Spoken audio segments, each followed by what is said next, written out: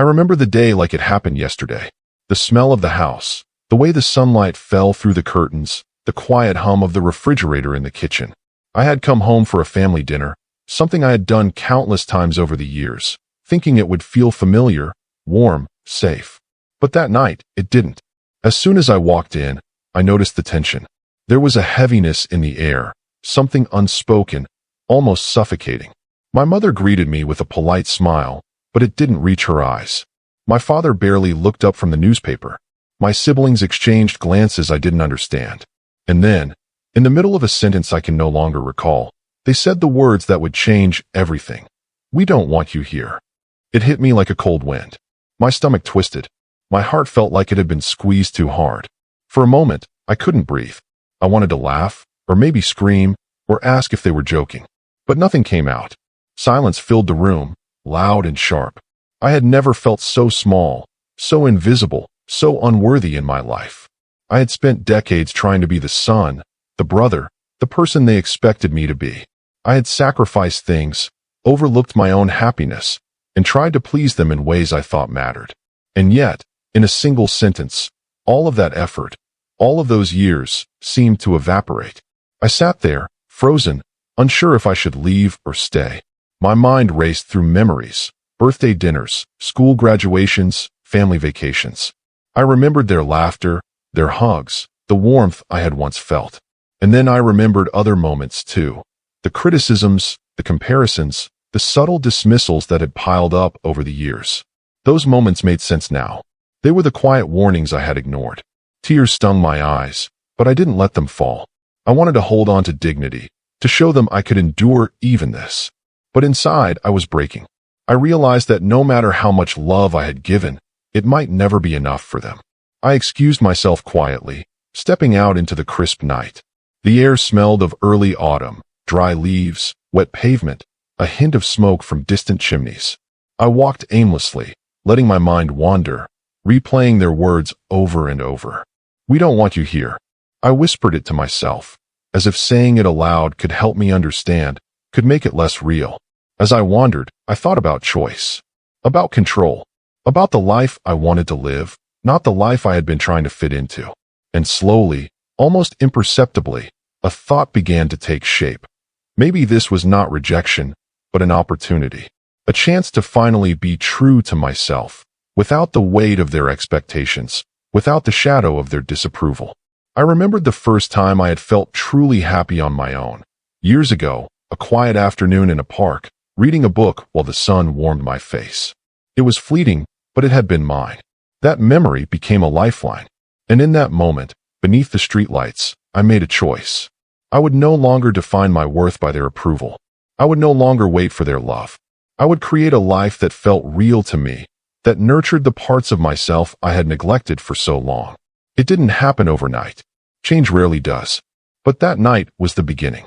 I started small, morning walks, writing in journals, reconnecting with old friends who had always seen me as I truly was. I explored passions I had buried, allowed myself to dream without fear of judgment, and slowly began to notice a shift. Life became lighter, more intentional. The pain never fully disappeared. I would always feel a pang when I thought of that dinner, that rejection. But I also discovered resilience I didn't know I had. I learned to speak kindly to myself, to honor my own feelings, and to accept that some people might never see me the way I saw myself. And in accepting that, I found a kind of freedom I had never imagined. I share this because I know there are others who have felt the sting of rejection, who have been told in one way or another that they are not wanted. And I want you to know that it is not the end of your story. It is not a measure of your worth. Pain, even deep pain, can be a teacher. And sometimes, the most profound lessons come wrapped in heartbreak. I still think about that dinner sometimes. I think about the words, the faces, the silence. And yet, I no longer carry them like a weight on my shoulders. Instead, I carry the lessons, the clarity, and the choice I made to live for myself. And every day, that choice grows stronger.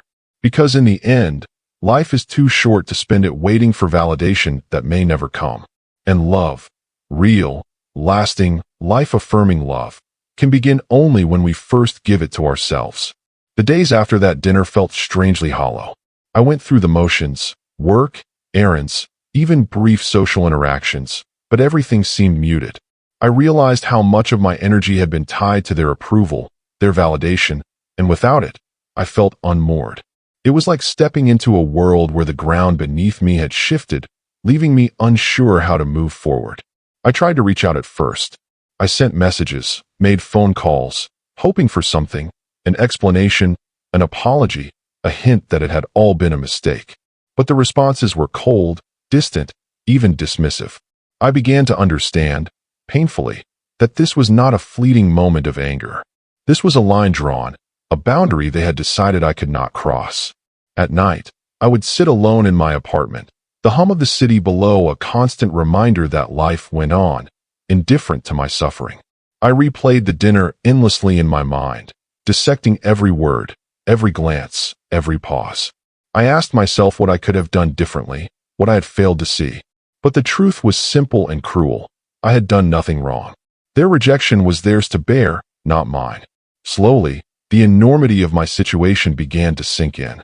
I had a choice: to let their words define me, to shrink further into self-doubt, or to begin the painstaking work of reclaiming my life. It was not an easy decision. Every memory of childhood, every ingrained lesson about family loyalty, tugged at me, whispering that I should forgive, should endure, should wait. But something inside me, quiet yet firm, said no.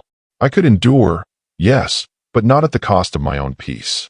I started to write again, something I hadn't done in years. At first, it was sporadic, fragments of thoughts, feelings too raw to face aloud. But over time, the act of putting pen to paper became a kind of therapy. I documented the highs and lows of my childhood, the moments of genuine connection, the moments of pain. I allowed myself to grieve the family I had imagined versus the reality I now faced. Writing helped me see patterns, helped me untangle the knots of expectation and disappointment that had defined my life for so long. I also began reconnecting with friends I had drifted from. These were people who had always seen me, not as a role to fill or a reflection of their expectations, but as myself. Rebuilding those bonds reminded me that love existed outside my family, that acceptance could be found in the hearts of those who chose to care without condition. These small acts of connection were like sunlight creeping through the cracks of a dark room, slowly warming the cold walls around my heart. Work became a refuge. I immersed myself in projects, focusing not just on success, but on meaning. I realized I had spent too long chasing achievements to prove something to others, when what truly mattered was fulfillment. Every small accomplishment, every day I spent fully present, became a quiet declaration. I existed for my own reasons, not theirs. Evenings were the hardest. The silence of my apartment was a mirror of the silence I felt from them. But rather than succumbing to despair, I started taking long walks through the city, listening to the hum of life, the distant chatter, the faint music of street performers. These walks became rituals of grounding, reminders that the world was larger than the hurt I carried, and that life still offered moments of unexpected beauty. There were setbacks, of course. I would catch myself thinking about family holidays, imagining how it would feel to sit at that table with acceptance, with warmth. I would feel a pang of longing so deep it made my chest ache. But each time, I reminded myself that longing was natural, but living in it was optional. I had to carve out a new definition of family, one not tied to the people who had turned away, but to the connections I nurtured and the love I allowed into my life. Months passed, and with them, a quiet transformation took root. I began to laugh more easily, to sleep without the weight of dread pressing down on me.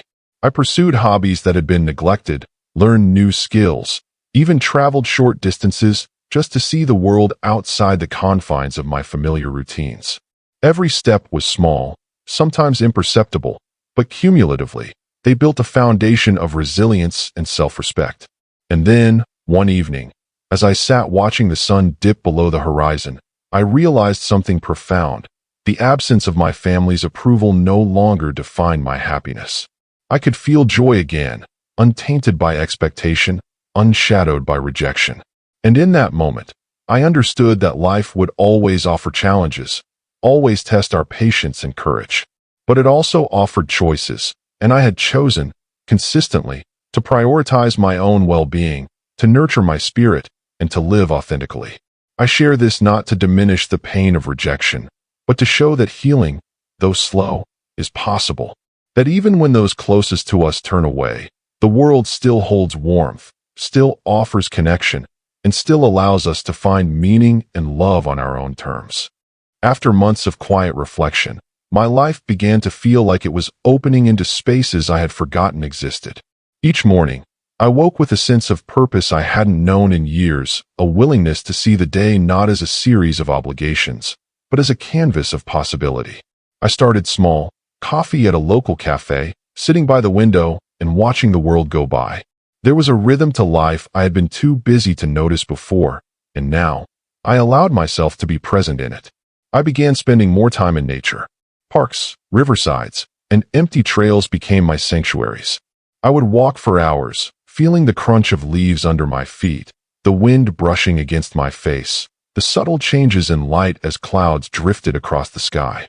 Nature reminded me of something I had lost track of, how vast the world was, how fleeting and precious each moment could be, and how small my own troubles were in the grand tapestry of life. But paradoxically, that awareness did not diminish my feelings, it gave them perspective. My pain was real, yes, but it was also a stepping stone toward understanding myself. During this time, I threw myself into learning. I read books I had always wanted to read, books that spoke of resilience, philosophy, and human connection. I explored subjects that had once seemed intimidating or irrelevant. Slowly, I discovered an appetite for knowledge and growth that had been buried beneath the weight of family expectations and the pursuit of approval. Learning became a way of reclaiming myself, of building a life that reflected my own curiosity rather than someone else's standards. Friendships deepened in ways I hadn't anticipated. I reconnected with old friends, people who had known me before I became defined by the narrow expectations of my family. We shared meals, laughter, and sometimes tears. I found it liberating to be with people who saw me as I truly was, without the filters of judgment or obligation. Conversations became mirrors, reflecting back a version of myself that I had almost forgotten existed, a version that was worthy, capable, and deserving of love. One particularly transformative friendship emerged almost by accident. I met someone at a small community workshop, a person whose life had been shaped by struggle and loss, yet who carried themselves with grace and humor. Our connection was quiet at first, built on shared stories and gentle understanding. Over time, I realized that having someone truly listen, without expectation or evaluation, was healing in ways I had never imagined. It taught me the value of empathy, not just for others, but for myself. I learned to give myself the same patience and kindness that I offered to those around me. Work, too, began to feel different. I approached tasks not out of obligation, but with intention. Projects were no longer just about results. They were about meaning. I noticed small things that once escaped me, the satisfaction of a task well done, the joy of creative problem solving, the quiet pride in a personal accomplishment. Each day, I built a structure of life that was independent of anyone else's validation. I started to see that fulfillment was something I could create, moment by moment, rather than a prize to be awarded by someone else. The evenings, which had once been the hardest, became a time of reflection and gratitude. I developed a ritual of journaling, writing down thoughts, feelings, and moments of growth. I acknowledged my pain, yes, but also my victories, small, quiet victories that added up over time. I wrote about the walks I took, the books I read, the conversations I had, and the moments I spent simply breathing, feeling alive. Over time, the journal became less about documenting suffering and more about celebrating life in all its subtle beauty. Travel became another avenue of self-discovery. Even small trips, a few hours away from my city, offered new perspectives. I walked streets I had never seen before, observed people whose lives were entirely different from mine, and felt a sense of connection to the broader human experience. I realized that the world was not limited to the people who had rejected me. There was a vast spectrum of human kindness, understanding, and opportunity waiting to be experienced. One evening, I found myself sitting by a quiet lake, the water perfectly still, reflecting the sky above. I thought about my family, about that fateful dinner, about the years of trying to fit into expectations that were never mine. And for the first time, I felt something unexpected: peace. Not the absence of pain, but the acceptance of it. I understood that their rejection was a reflection of them, not of me. And in that understanding, I felt lighter, freer, ready to live fully for myself. I started exploring creativity, painting, photography, even trying my hand at music. These were not pursuits aimed at perfection or recognition, but at expression, an outlet for emotions I had long ignored or suppressed. Each brushstroke, each note, each captured moment was a conversation with myself, a declaration that I existed, that my feelings mattered, and that my voice had value.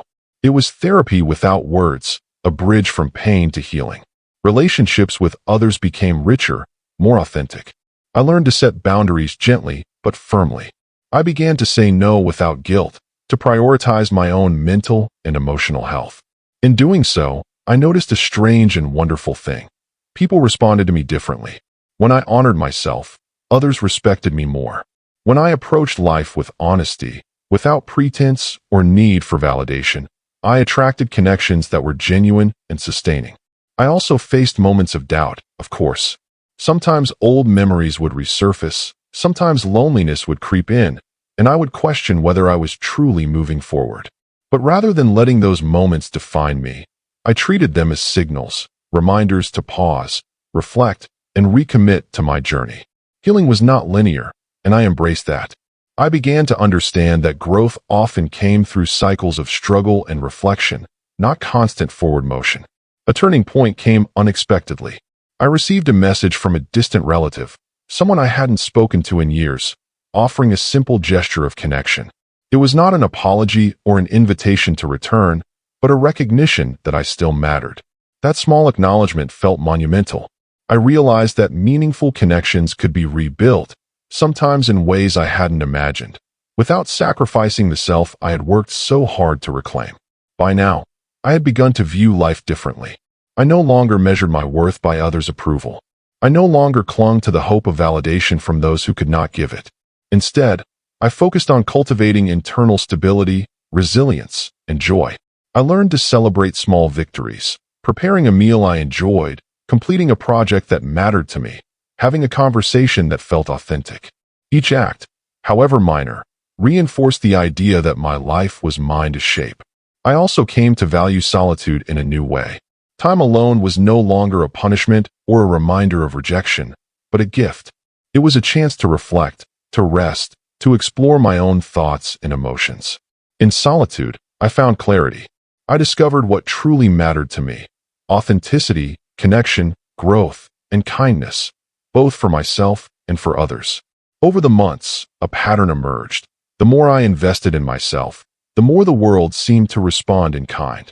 Opportunities appeared, professional, social, creative, that I might have overlooked before. My confidence grew, not arrogantly, but steadily, grounded in the knowledge that I had endured pain, faced rejection, and emerged stronger. I had become the person I needed when no one else was there for me. I realized that the life I was building was not a replacement for family, but an extension of myself. It was built on self-respect, personal growth, and meaningful connections. It was a life where love was given and received freely, without expectation or judgment. And slowly, I began to experience a sense of fulfillment that I had never known when I sought it from others.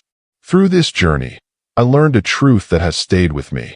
The pain of rejection can be transformative if met with courage, reflection, and intentional action. The absence of acceptance from some does not negate the presence of love, hope, and possibility in other parts of life. By investing in oneself, by cultivating inner strength and joy, we can create a life that feels whole, even when the past has been fractured. I share this not as a blueprint, but as a testament to the power of resilience, to the quiet strength that lies within, to the healing that comes from embracing life on one's own terms.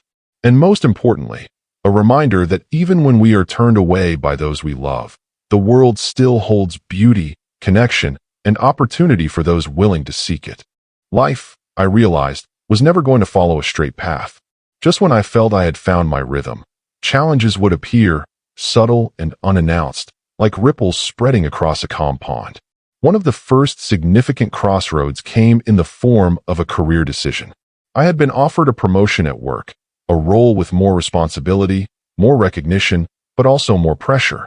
Part of me thrilled at the idea, eager to prove my capabilities, but another part hesitated, wary of slipping back into old patterns of seeking approval through achievement rather than fulfillment. I spent nights weighing options, journaling my fears and hopes. I imagined my future with each choice, the stress, the pride, the sense of meaning. Eventually, I chose the path that prioritized balance and growth over prestige. It was a decision that felt radical to me because for so long, my choices had been dictated by others' expectations.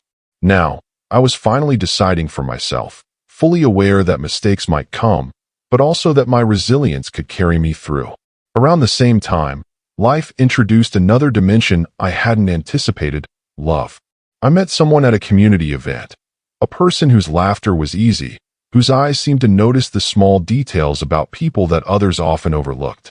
Our connection began slowly, a series of conversations that felt effortless, honest, and rare in a world of facades. For the first time in years, I allowed myself to be vulnerable, to hope, without fear of judgment or rejection. It was exhilarating, terrifying, and profoundly liberating all at once. Navigating this new relationship taught me lessons I hadn't learned in years. I had to balance desire for intimacy with the boundaries I had painstakingly built. I discovered that true connection required honesty, communication, and patience, not the desperate striving for approval I had carried with me for decades. With each shared story, each moment of laughter, each argument and reconciliation, I learned more about myself, about my partner, and about the type of love that could exist when both people were committed to authenticity. Yet, even in this period of growth, setbacks emerged. There were moments of self-doubt, echoes of old pain that surfaced unexpectedly. A passing comment from a colleague, a memory triggered by a song, a fleeting thought of my family. Each could provoke waves of anxiety, insecurity, or sadness. But this time, I responded differently. Instead of internalizing these moments, I treated them as signals to pause, breathe, and reflect. I learned to ask myself, is this feeling rooted in today's reality or in the shadow of the past? This simple question became a tool for navigating emotional turbulence with clarity and self-compassion. One of the most profound challenges came when I faced a personal loss. An older friend, a mentor, someone who had been a quiet anchor in my life, passed away suddenly. I was devastated. The grief was raw, bringing to the surface fears about mortality, the fleeting nature of human connection, and the inevitable absence of those we love. But grief, too, became a teacher. I allowed myself to feel it fully, to cry without shame, to sit in silence with memories that brought both joy and sorrow. In embracing loss, I discovered the depth of my emotional resilience and the capacity to cherish life even more intensely. As months turned into years, I noticed subtle transformations in my worldview. I became less reactive, more deliberate in thought and action. I developed a habit of mindful reflection each morning, grounding myself in gratitude for both the mundane and the extraordinary. I celebrated small victories, finishing a book, preparing a meal from scratch, nurturing friendships, realizing that these quiet moments collectively shaped a life worth living. Romantic love continued to evolve. I faced moments of fear and hesitation, questioning whether I was truly capable of sustaining intimacy after years of emotional isolation. But through open communication, shared experiences, and mutual respect, I discovered the beauty of interdependence without dependence. Love was no longer a validation I sought externally. It became a partnership rooted in shared growth, understanding, and acceptance. The journey was not linear. Arguments arose, misunderstandings flared, and moments of doubt persisted. Yet each challenge offered a chance to practice empathy, to listen without judgment, to negotiate differences while maintaining self-respect. I realized that life, love, and growth were intertwined in a dance of trial, error, and learning. Each step, misstep, and recovery reinforced my understanding of both myself and the world around me. During this period, I also explored creative outlets more deeply. Writing, which had once been a private act of reflection, grew into something I shared with others. I began publishing essays, stories, and reflections on personal growth, resilience, and human connection.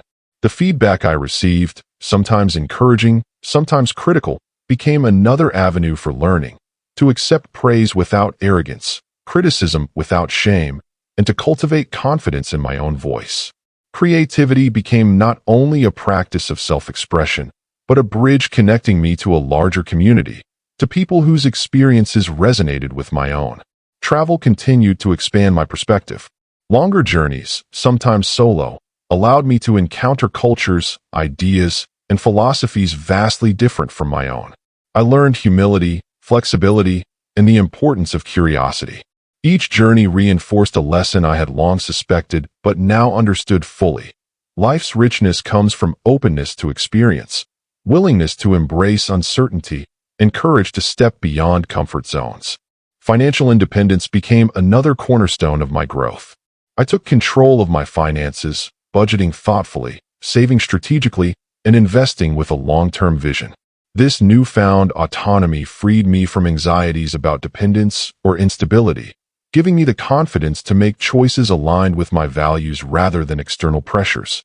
The sense of control over my resources mirrored the control I had begun to exert over my emotional and mental life.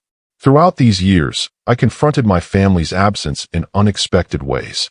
Holidays, birthdays, and anniversaries were still tender points, but I reframed them. I created new rituals, celebrated milestones with friends and chosen family, and sometimes reached out in cautious, respectful ways. I discovered that family is not only blood but also the people who show up, consistently, with love, respect, and understanding. Reconstructing my sense of family took time, but ultimately it was richer, more intentional, and more sustaining than I had ever known. I also faced ethical and moral questions as my life expanded. Work decisions, relationships, friendships, and personal endeavors often demanded choices that reflected my values rather than convenience or social expectation.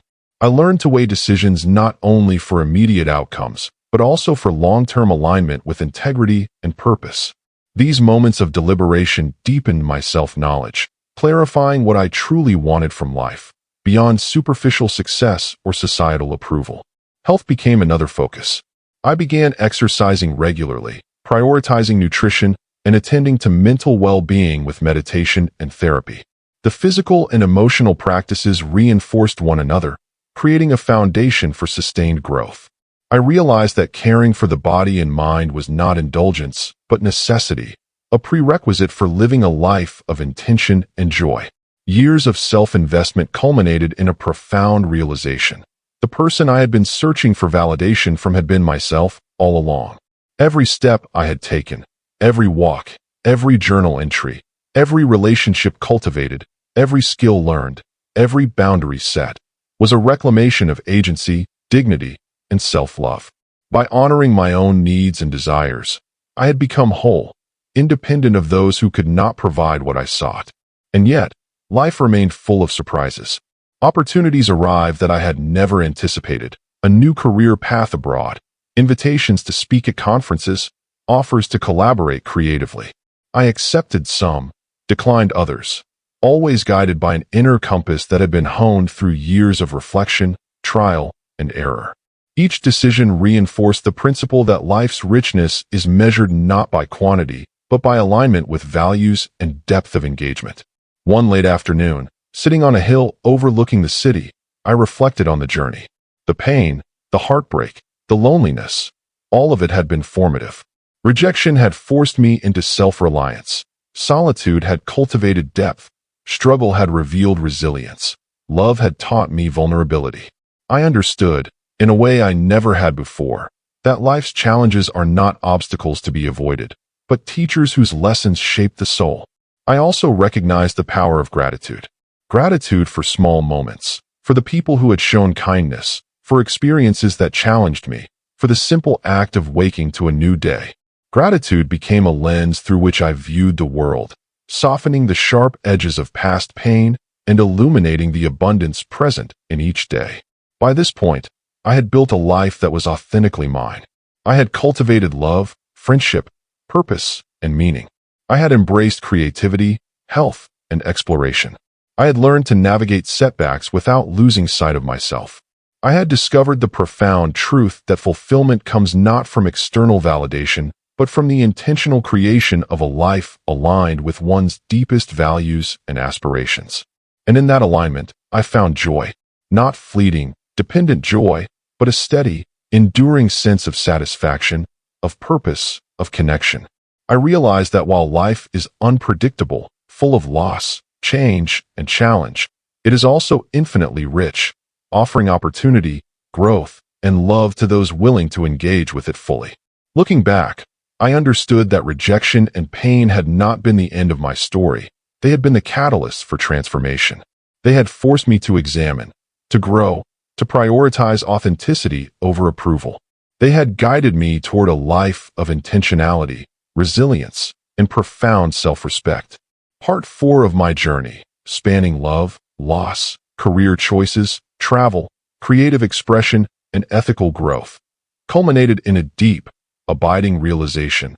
Life, when lived intentionally, is not measured by the approval of others, but by the courage, compassion, and authenticity with which one engages each moment.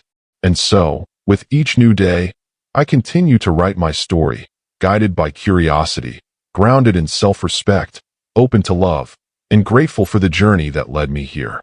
By the time I reached this stage of life, I had come to understand that mastery over oneself is neither instantaneous nor linear. It is cultivated through patience, reflection, and repeated choices, often small and seemingly insignificant, that compound over time. The long hours of journaling, quiet walks, creative exploration, and intentional living had begun to bear fruit, though I did not recognize the magnitude of the change until I reflected on the journey as a whole. One morning, I woke early, before the city stirred, and for the first time in decades, I felt fully at peace with the silence around me. There were no lingering pangs of guilt or longing, no urgent sense of needing validation or approval. I realized that I had become my own anchor, my own source of reassurance, and in that realization lay an immense sense of freedom. It was not a freedom of isolation, but of choice, an ability to engage with the world fully while remaining grounded in self-awareness and self-respect. This newfound stability allowed me to revisit relationships from the past, both old and recent, with clarity and compassion. I reached out to friends with whom I had lost touch, apologizing when necessary, expressing gratitude when overdue. I discovered that reconnection is often less about mending broken bonds and more about acknowledging the shared journey and appreciating the person on the other side. Conversations flowed without expectation, without judgment, and often revealed mutual growth that had occurred quietly over the years. Romantic love matured alongside me. My partner and I faced life's challenges not as obstacles to happiness, but as opportunities to deepen our understanding of each other. We traveled together, navigated professional pressures, and shared moments of profound intimacy, each reinforcing a bond built on trust, respect, and genuine care. I learned that sustaining love requires as much dedication to personal growth as it does to nurturing the relationship. Each time I invested in myself, our connection strengthened because I was able to bring my full, authentic self into the partnership. Work had evolved into a true vocation. Projects I once viewed merely as tasks became opportunities for creative problem-solving, innovation, and mentorship. I began to guide younger colleagues, not to impose authority, but to share lessons learned from experience, the importance of integrity, reflection, and resilience. Mentorship became a form of legacy, a way of extending the growth I had cultivated to others, helping them navigate challenges with courage and insight. It was deeply fulfilling to witness the spark of understanding or confidence ignite in someone else, knowing I had played a small part in its emergence. Financial independence, once a source of anxiety, now provided security and choice. I made investments not simply for profit, but for stability and future potential. I allowed myself occasional indulgences, books, travel, experiences that enriched life, but always within a framework of responsibility. The balance of prudence and enjoyment became a metaphor for life itself, freedom guided by conscious intention rather than impulsive reaction. With stability came the capacity to face my past with open eyes and an open heart. Family, which had once been a source of rejection and pain, no longer held the power to define me. I reached out selectively, guided by discernment and compassion, offering forgiveness where appropriate, setting boundaries where necessary. I discovered that reconciliation does not require complete alignment or approval. It is a willingness to acknowledge shared history, accept limitations, and honor personal growth. Some connections flourished, others remained distant, yet each interaction reinforced my understanding of agency and emotional autonomy. The process of forgiving myself, and by extension others, became central to my sense of mastery. I recognized the ways I had internalized expectations, carried unearned guilt, and sought validation outside myself. By consciously releasing these burdens, I reclaimed energy and focus for life's meaningful pursuits. Forgiveness was not a single act, but a daily practice, a commitment to compassion, patience, and clarity in every interaction, every thought, and every decision. I also cultivated a deeper spiritual awareness. It was not a traditional or doctrinal faith, but a profound sense of connection to the larger rhythms of life, the cycles of nature, the interplay of human experience, and the subtle, often unnoticed moments of grace that punctuate ordinary days. Meditation, quiet reflection, and immersion in nature became practices of alignment, reinforcing the principles of mindfulness, empathy, and gratitude. Each moment spent observing, listening, and simply being present served as a reminder that life's significance is found not in grand gestures, but in consistent, intentional engagement with the world. Creativity evolved from a therapeutic outlet into a source of joy and self-expression. Writing, painting, photography, all became practices of dialogue with my inner world, allowing me to articulate insights and emotions that often defied words. I shared my work with a broader audience, not seeking approval, but hoping to offer reflection, encouragement, or inspiration to others navigating their own journeys. The act of giving without attachment to response became a profound exercise in humility and generosity, reinforcing my sense of purpose. Setbacks still occurred, of course. Life remained unpredictable, presenting moments of loss, disappointment, and unexpected challenge. A close friend moved away, a professional project failed despite preparation, health concerns occasionally surfaced. But my response was transformed. I met adversity with resilience rooted in practice, reflection, and perspective. Each setback became a mirror, highlighting areas for growth, reminding me of my strength, and reinforcing the principles that had guided me through previous trials. One of the most significant milestones was witnessing the ripple effect of my choices on others. Friends I had mentored achieved successes, relationships I nurtured flourished, and my work impacted people in ways both visible and subtle. Observing these outcomes was profoundly humbling and affirming. It underscored the truth that a life aligned with values, integrity, compassion, curiosity, and courage creates impact not through grand gestures, but through consistent, thoughtful engagement with the world. Time, which had once felt fleeting and oppressive, became a teacher. I learned to savor each moment, to prioritize experiences over possessions, to engage fully with people and projects that mattered. I discovered that aging brought not limitation, but clarity, the ability to discern significance, to invest energy wisely, and to let go of trivial pursuits. Life's pace no longer dictated urgency. It was guided by intentionality and presence. I also embraced the transformative power of community. Volunteering, collaborative projects, and civic engagement became extensions of my values. By contributing to causes larger than myself, I experienced a sense of belonging and impact that transcended personal achievement. I realized that connection is both reciprocal and expansive. The more we give, the more we receive, not always tangibly, but in resilience, fulfillment, and the quiet satisfaction of meaningful contribution. Travel, now approached with intention, deepened my understanding of humanity. Extended stays in diverse regions exposed me to perspectives, cultures, and histories vastly different from my own. I observed both beauty and suffering, resilience and fragility, and emerged with humility, empathy, and a renewed commitment to living with awareness and integrity. These journeys affirmed a critical lesson. The world is far larger, richer, and more interconnected than the narrow lens of past pain had ever allowed me to see. Romantic love continued to teach and transform. Challenges arose, as they inevitably do, yet each conflict was met with communication, reflection, and compromise. The relationship became a microcosm of life's broader principles: patience, respect, and the balance between individual growth and shared vision. In love, as in life, mastery did not imply control or perfection, but presence, authenticity, and the willingness to navigate uncertainty together. Reflection became a habitual companion. Each evening, I considered the day's choices, actions, and emotions. I acknowledged successes, observed failures, and planned intentionally for the future. This practice cultivated not perfectionism, but discernment, an ability to act with awareness, to anticipate consequences, and to learn continuously. I discovered that mastery of self is inseparable from humility, curiosity, and the recognition that every day offers new lessons.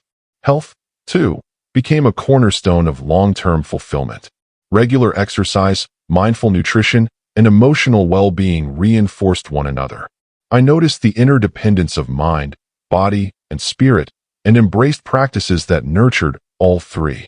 Sleep, movement, nutrition, meditation, and creative expression were not obligations but commitments to living fully, energetically, and with clarity. Family, which had once defined my anxieties and limitations, became a matter of choice and boundaries. I engaged selectively, offering connection where possible, accepting distance where necessary. This reframing liberated me from lingering resentment, guilt, and expectation. I understood that love need not be unconditional to be meaningful, and absence does not negate existence or value. By consciously shaping family dynamics according to mutual respect and care, I found peace with relationships I had once feared or resented. As life unfolded, I also confronted mortality with equanimity. I contemplated the impermanence of existence, not with dread, but with reverence. Awareness of life's fragility intensified gratitude, presence, and intentionality. I pursued experiences, relationships, and projects not out of urgency or fear, but with the recognition that time is finite and precious, and that fulfillment emerges from engagement, authenticity, and meaningful action. Ultimately, mastery manifested as integration. All aspects of life, career, relationships, creativity, health, travel, reflection, community, intersected in harmony. Each area reinforced the other, creating a web of stability, joy, and resilience. I understood that fulfillment is not a destination but an ongoing process, a dynamic balance of growth, engagement, and contentment. Looking back on the journey from rejection, pain, and self-doubt to resilience, self-respect, and fulfillment, I realized that every challenge, every heartbreak, every moment of loneliness had been a necessary part of the process. Each trial, viewed retrospectively, had been a lesson in patience, authenticity, courage, and perspective. Life's hardships had transformed into catalysts for mastery and wisdom. In the end, I embraced a life fully lived, grounded in self-awareness, enriched by meaningful relationships, and guided by values rather than fear. I understood that joy, love, and fulfillment are not external rewards, but internal states cultivated through conscious action, reflection, and commitment to living authentically. I share this not as an instruction manual, but as a testament to the potential for human growth.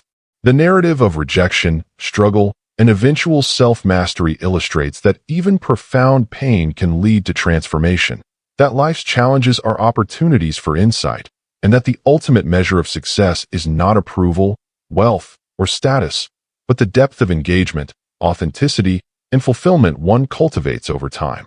With each new day, I continue to navigate life with curiosity, gratitude, and presence. I remain open to learning, to loving, and to growth, confident that the foundation I have built, through reflection, resilience, and intentional living, supports not only survival, but thriving, connection, and the capacity to engage fully with all that life offers. Part 5, the culmination of this journey, represents the integration of self, the reconciliation with past and family, and the conscious cultivation of a life imbued with meaning, authenticity, and enduring fulfillment. As I moved into this phase of life, a new awareness began to unfold, a recognition that the culmination of personal growth is not only about mastery over oneself, but also about the impact one leaves behind. Life, I realized, is not merely a series of experiences to be navigated, but a tapestry woven from the threads of choices, influence, and the ways we touch others. This understanding infused a sense of purpose that was different from ambition or achievement. It was about contribution, meaning, and enduring presence. I reflected on the journey that had brought me here. Each setback, rejection, and painful lesson had been a catalyst, shaping resilience, empathy, and wisdom. The dinners of tension, the silences of estrangement, the periods of loneliness, all had formed a foundation upon which the current self was built. I could see with clarity that my life had evolved into something unrecognizable from its earlier, constrained form. And yet, every painful memory retained value. It was not erased, but reframed, contributing to the understanding of the self and the world. In this stage, relationships deepened with new layers of intentionality. Friendships were no longer maintained by convenience or nostalgia, but by conscious commitment to shared growth, understanding, and joy. Each connection was approached with clarity. What did this relationship give, and what did it teach? Conversations became more meaningful, often diving into reflections on life, morality, dreams, and mortality. The intimacy I shared with friends and my partner was richer, not because it had become perfect, but because it had become grounded in authenticity and mutual respect. Romantic love also matured profoundly. I learned to love not in possession, but in freedom. My partner and I developed a shared rhythm, a dance of independence and connection, where each supported the other's growth while celebrating the joy of presence together.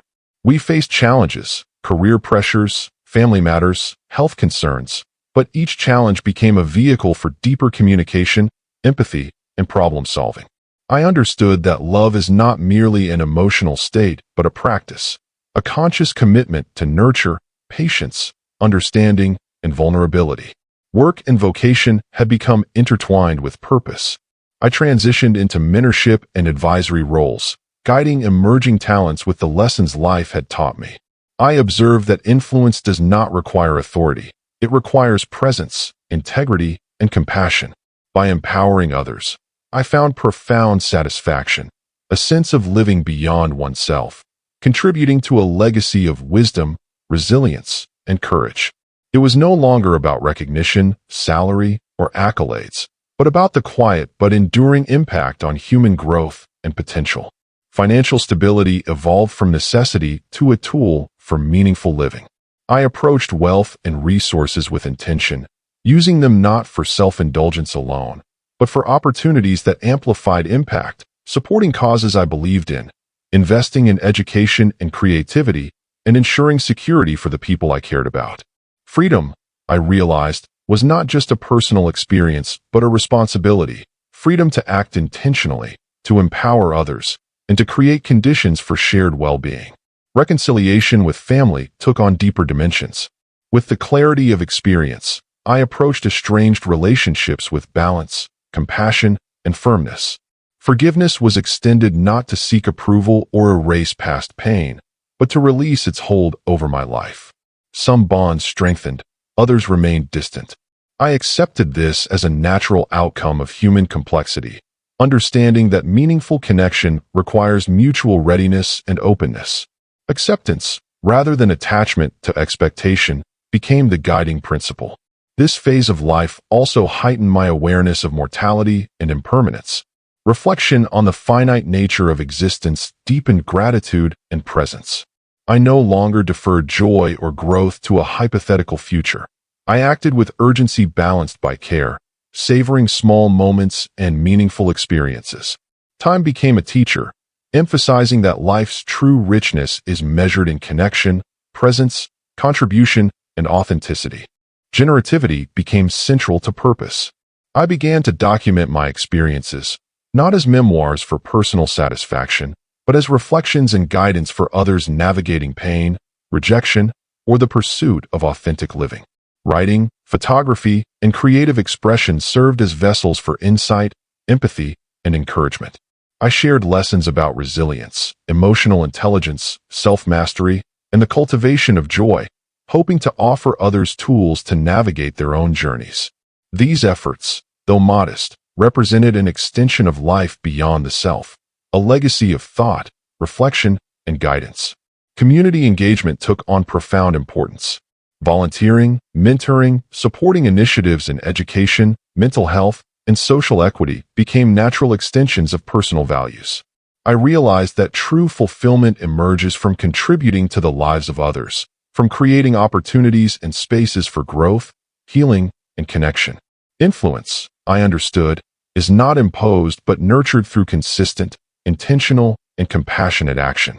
Health and vitality remained central, not as vanity or mere survival, but as a commitment to living fully. I integrated physical activity, mindful nutrition, mental exercises, meditation, and creative expression into daily routines. This holistic approach reinforced resilience, mental clarity, and emotional stability, enabling me to engage fully in work, relationships, and service. The interconnection of mind, body, and spirit became increasingly evident, each influencing and amplifying the other in a symphony of balance. Travel, now approached with intentionality and purpose, expanded my perspective of the world and humanity. Long journeys revealed the diversity of human experience, cultures, and challenges. Observing both suffering and resilience in distant communities deepened empathy, perspective, and the understanding that life's lessons are universal yet uniquely contextualized. Exposure to global perspectives underscored that connection, kindness, and understanding are not bound by geography, language, or circumstance. They are human constants. Moments of setback and loss remained, but I faced them with equanimity. Close friends passed away, opportunities were lost, and personal challenges arose. Yet, these experiences were no longer sources of despair, but of reflection. Loss revealed the value of presence, the fragility of time, and the urgency of intentional living. Challenges revealed the depth of resilience cultivated over decades, reinforcing confidence in the capacity to endure and adapt while maintaining authenticity.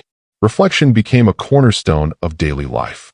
Each evening, I reviewed actions, thoughts, and experiences with a lens of growth and learning. I celebrated successes and acknowledged mistakes without judgment, observing patterns and drawing lessons for continual improvement. Reflection was not self-indulgent, but a practice of calibration, ensuring that life was lived with alignment to values, clarity of purpose, and openness to learning. The concept of legacy matured. I understood that what endures is not wealth or status, but influence, connection, and the cultivation of growth in others. Through mentorship, creativity, and service, I observed a ripple effect of values and insight extending beyond my immediate existence. Legacy became a living, dynamic practice, something cultivated each day, reinforced through action, reflection, and intentionality. Reconciliation with the self became absolute. Past failures, moments of shame, and unhealed wounds were no longer suppressive forces, but teachers. Pain was reframed as insight, rejection as clarity, and solitude as an opportunity for growth. I no longer avoided discomfort, but engaged with it, understanding that mastery is deepened through challenges, reflection, and conscious choice.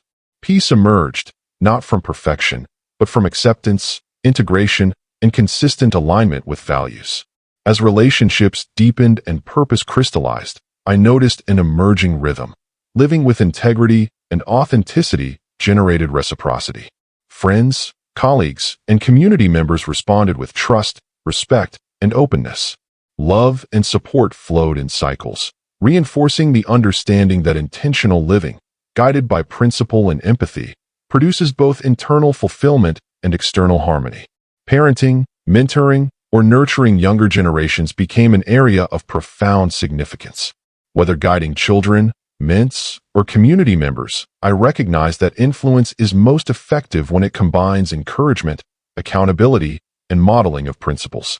I witnessed the long-term benefits of teaching resilience, empathy, critical thinking, and authenticity, values that create strong individuals and, by extension, contribute to the betterment of society. The spiritual dimension deepened as well. Practices of mindfulness, meditation, and reflection enhanced awareness of interconnectedness, the understanding that each choice, word, and action resonates beyond immediate perception. Life was not a series of isolated events, but a network of influence, relationships, and energy. Recognizing this interconnectedness reinforced humility, compassion, and reverence for both life and the natural world. Creativity became a vehicle for exploration, expression, and enduring influence. Writing, photography, painting, and digital creation were not undertaken for recognition, but to leave a record of thought, feeling, and insight. These works became both personal catharsis and a resource for others, offering perspectives, guidance, and encouragement to those navigating their own journeys of self-discovery. Travel and exposure to diverse perspectives reinforced empathy and humility. Observing lives vastly different from my own underscored the universality of struggle, joy, and hope. Each encounter, each observation, deepened understanding of humanity's shared vulnerabilities and capacities. Empathy, I realized, is strengthened not only by reflection but by immersion, by being present in environments that challenge assumptions and broaden horizons. Mortality, once an abstract concept, was now intimately present. The awareness of impermanence guided choices, relationships, and priorities. I learned to act with urgency tempered by care, to invest in relationships meaningfully, and to approach each day with gratitude and attentiveness. Awareness of mortality amplified both joy and responsibility, the finite nature of life demanding conscious engagement in all dimensions of existence. As Part 6 unfolded, I came to understand that true mastery, legacy, and fulfillment are inseparable from conscious presence, ethical engagement, and emotional awareness. Life's purpose is not simply survival or accumulation, but contribution, insight, and the creation of enduring value. Legacy is not limited to material or institutional accomplishments, but exists in the subtle, ongoing influence we have on people, ideas, and communities. Ultimately, life became a balanced integration of self-care, relational depth, creative expression, service, and reflective practice. Mastery was maintained not as a static achievement, but as a dynamic, evolving state, requiring ongoing reflection, adaptation, and engagement. Challenges were embraced as opportunities for growth, loss as an impetus for gratitude, and relationships as avenues for learning and contribution. Looking back, I saw a life transformed, from rejection to resilience, from estrangement to reconciliation, from self-doubt to self-mastery. Each phase had contributed to a cohesive narrative, one of growth, reflection, and increasingly conscious living. Life was no longer merely experienced. It was intentionally crafted, lived, and shared with presence, purpose, and meaning. In the final reckoning, I recognized that the journey itself is the legacy.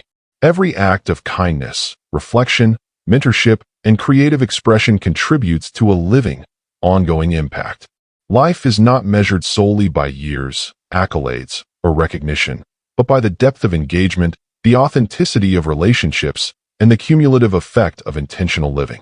Part 6 represents not an endpoint, but a horizon, a place where mastery, legacy, and purpose intersect, where reflection and action coexist, and where life, in its full complexity and beauty, is embraced with gratitude, curiosity, and presence.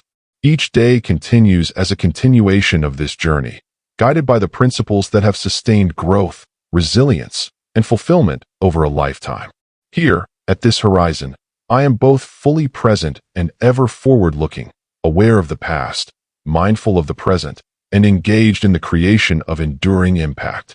Life is not finished. It is lived, moment by moment, choice by choice, act by act, in service of self, others, and the collective human experience. Time has a way of smoothing the jagged edges of experience. What once felt raw and immediate becomes perspective. What once consumed energy and attention becomes a lesson, a reference point for future decisions. As I settled into this final stage of my personal journey, I began to recognize a subtle, profound shift, not just in how I lived day to day, but in how I understood the meaning of life itself. The earlier struggles, the pain, the estrangement, and even the small victories, they all coalesced into a cohesive narrative that felt larger than any single moment, larger than myself. I found myself increasingly drawn to moments of quiet observation. Sitting on a park bench, watching the sunlight filter through leaves, I marveled at the ordinariness of life and its hidden richness. Birds flew in arcs above, children laughed in the distance, and the subtle breeze carried both the weight of the past and the promise of continuity. It was in these moments that I truly felt the integration of all I had learned, the ability to observe without judgment, to appreciate without attachment, and to be present without distraction. This stage of life demanded a different kind of courage than earlier ones.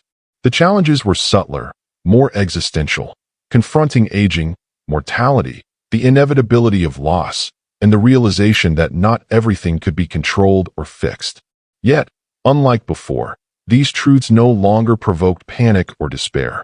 I approached them with equanimity, understanding that life's finitude is what gives it depth, urgency, and beauty.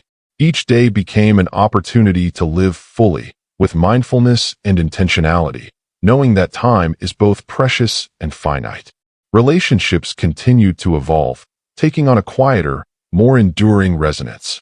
Friendships and partnerships became less about companionship or validation and more about shared understanding, mutual respect, and deep care. Conversations lingered in subtle silences as much as in words. Shared presence became more important than shared activity. I noticed that as I invested in authenticity, others responded in kind, forming bonds that transcended trivialities and reflected the core of human connection: empathy, loyalty, and love. Mentorship and generativity became central to my purpose. I devoted more energy to guiding younger generations, sharing lessons gleaned from mistakes, failures, and triumphs alike. I discovered that wisdom, when offered with humility and compassion, becomes a gift that multiplies over time. I watched the lives of those I mentored flourish in ways that inspired gratitude and wonder. Their successes became an extension of my own growth, and their struggles reminded me of the ongoing nature of life's lessons. Always moving, always evolving. Creativity deepened further as a mode of integration. I no longer sought to impress or perfect, but to express and leave traces of insight and reflection. My writing, photography, and other forms of art became repositories of thought and feeling, a bridge between self and others. Each creative act was a meditation, a dialogue with both past and future, a chance to encapsulate fleeting moments of clarity, understanding, and empathy. In this, I found a profound sense of continuity. My experiences, lessons, and reflections became immortalized through expression. Travel, now more purposeful than ever, expanded understanding and compassion. I engaged with communities and individuals whose lives were vastly different from my own, listening more than speaking, observing more than judging.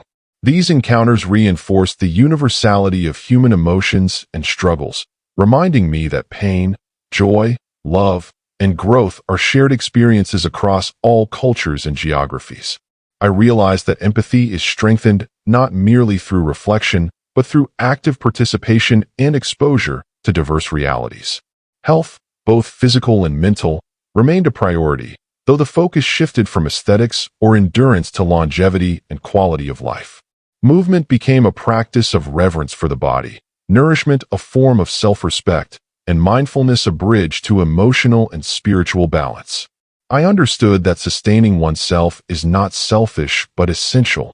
It enables engagement, contribution, and the pursuit of meaningful connection and purpose. I confronted mortality directly, exploring the spiritual and philosophical dimensions of life's impermanence. Meditation, reflection, and contemplation revealed a sense of interconnectedness with the natural world, with humanity, and with the continuum of time itself. Life's fleeting nature amplified gratitude for presence and deepened the value of deliberate, compassionate action. I began to see death not as an endpoint, but as a transition, a reminder of the cyclical nature of existence, and an invitation to live with integrity and awareness. Integration of past experiences reached its peak when I reflected on the most painful chapters of my life. Estrangement, rejection, and failure were no longer burdens, but teachers. I observed the ways in which they had shaped resilience, clarity, empathy, and purpose. The self that emerged from this reflection was whole, not because life had been easy, but because every experience had been met with learning, acceptance, and conscious engagement. Legacy crystallized as a multidimensional concept. It was not measured by wealth, recognition, or status, but by influence, guidance, love, and the subtle ripple effects of intentional living. I considered the impact of words spoken, actions taken, and relationships nurtured. I realized that enduring influence is cultivated daily through acts of kindness, mentorship, honesty, creativity, and the ethical pursuit of purpose. Legacy is active, living, and deeply relational. As the narrative of life unfolded, I noticed a recurring pattern. The deepest satisfaction arises from the intersection of self-mastery, contribution, and presence. Each action taken with awareness and care, each relationship nurtured authentically, each creative or professional effort infused with meaning. These cumulatively construct a life that feels both rich and enduring. I understood that success is not measured externally but internally, through alignment with values and sustained engagement in purposeful action. In solitude, I discovered unparalleled clarity. Reflection became a sanctuary, meditation a compass, and journaling a map of growth. Solitude revealed both the depth of inner resources and the ongoing responsibility to live in accordance with one's principles. It was in quiet moments that I confronted fears, celebrated victories, and strategized future contributions, without anxiety, but with conscious attention. I observed a profound continuity between the personal and the collective. Life is a series of nested circles: the self, the family, the community, society, and ultimately the human experience as a whole. Each action, choice, and reflection resonates beyond immediate perception, influencing people, ideas, and opportunities in ways both subtle and significant. Understanding this interconnectedness instilled humility, reverence, and a persistent sense of responsibility.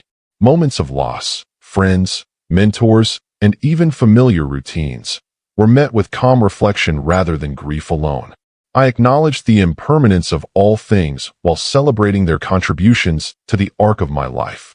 Pain and joy became inseparable partners, reinforcing the understanding that life's richness emerges not despite suffering, but often through it. Acceptance of transience became a source of peace rather than fear. Spirituality matured as a lived experience rather than abstract belief. Awareness of interconnectedness, the practice of mindfulness, and a commitment to ethical action created a foundation for daily life that was grounded, purposeful, and expansive.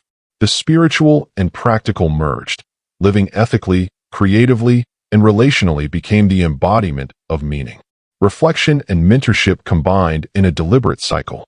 Teaching became a way to reinforce lessons learned, and each student or mentee offered fresh perspectives that informed my own ongoing growth. This dynamic created a feedback loop, giving deepened understanding. Observing growth inspired gratitude, and learning reinforced humility. Influence became reciprocal, dynamic, and profoundly rewarding. I increasingly embraced the paradoxes of life. Strength coexisted with vulnerability, freedom with responsibility, and joy with sorrow. Recognizing and integrating these dualities became central to emotional balance, wisdom, and authentic living. Acceptance of paradox allowed for flexibility, compassion, and an expansive understanding of both self and others. Moments of beauty, sunsets, music, laughter, human connection, became sources of profound gratitude. I noticed the details: the warmth of sunlight on skin, the texture of leaves in the wind, the cadence of conversation, and the quiet triumphs of everyday life. Gratitude became both practice and lens, amplifying satisfaction and presence, while cultivating a deep awareness of life's fleeting yet precious nature. The narrative of life, viewed in its entirety, revealed a pattern of growth through challenge, resilience through reflection, and fulfillment through contribution. Estrangement, rejection, and failure were transformed into insight. Loss became a lens for gratitude. Solitude became a source of clarity and empowerment. each stage built upon the previous, creating a layered, integrated, and deeply authentic life. Ultimately, Part 7 represents the final integration, the full circle of experience, growth, reflection, and presence. Life's complexity is embraced, its impermanence honored, and its impact consciously cultivated. Legacy is measured in depth of relationships, richness of experience, and influence through mentorship, creativity, and intentional living. Mortality becomes a guide rather than a threat, presence becomes a priority, and purpose becomes the defining axis of daily life. As I sit here reflecting on decades of learning, loving, and contributing, I recognize that the story is never truly finished.